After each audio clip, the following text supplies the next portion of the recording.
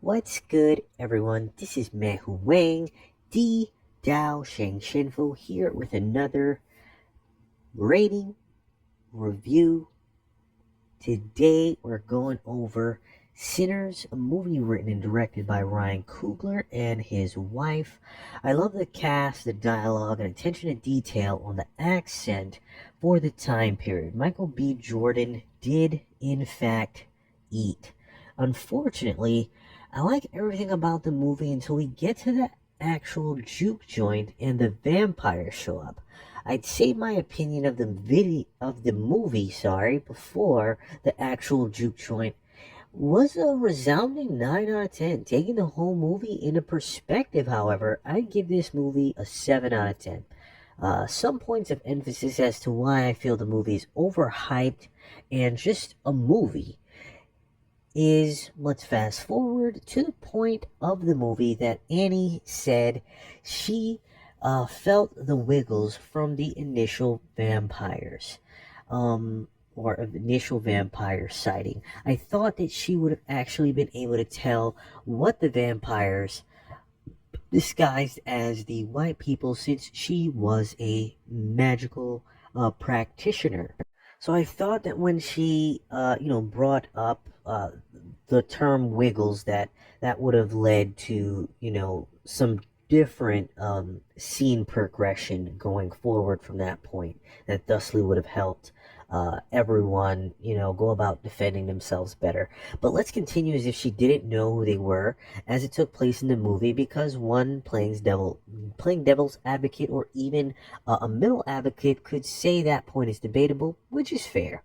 So let's fast forward to once everyone inside is aware of the vampires, and Cornbread just killed someone in front of everyone. I thought that at that point in the movie that Annie was going to do magic. I mean, granted, one could assume that maybe the juke joint wasn't stocked, but I mean, we did just see that the juke joint was stocked because Stack and Smoke did just get grocers from, the town square, the pavilion, the main road, and all the stock they had for the juke joint and had been riding around with in the truck the entire movie was definitely applicable for the juke joint, because all of that was in the juke joint. And since hoodoo magic is all common things in a given household, in a kitchen, root work, herbs, and food magic, why was there not more magic done? I thought I was going to see Veves, at least one, two, three, similar to Castlevania Nocturne. Granted, Castlevania only showed one Veve, but you get where I'm coming from. I thought I was going to see Orishan or some form of African spirit, or a multitude of them, since Annie stated Ashe in one line in the entire movie. I just thought the magic and magical combat was going to be more proficient and apparent. Realistically, there was no magic. Really, there was holy water, garlic, and the mojo bag that we didn't even see curated on screen.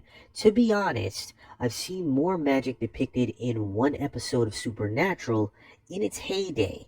And the movie is roughly 2 hours and 15 minutes, or 2 hours and like 10 minutes. So that's just 2 episodes of Supernatural. So I just wasn't impressed at all. I was more let down, if anything. Let's continue. The Asian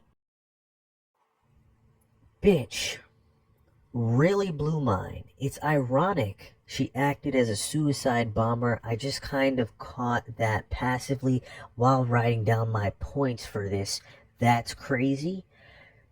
I'm not a racist.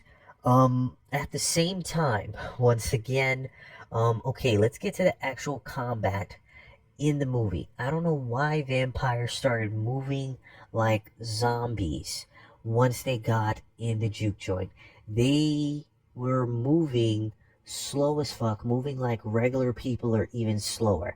That didn't make any sense to me, because they're vampires, and we saw more than one rendition or instance when the vampires moved with super speed and their innate, combat prowess of everything that we know associated with vampires. It seems that there is more than one scene where the vampires are shown to actually have their innate combat prowess they're notably known for in the movie, and others when they do not, which is terrible as an observer watching.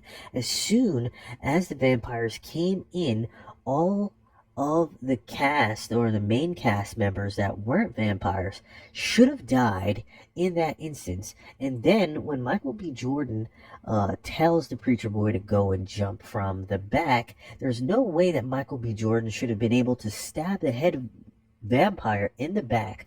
No way in actual hell, because all the other vampires should have got him. There was literally like 50 of them, and we have all seen the vampires in other scenes creep across the corners in other instances hella fast.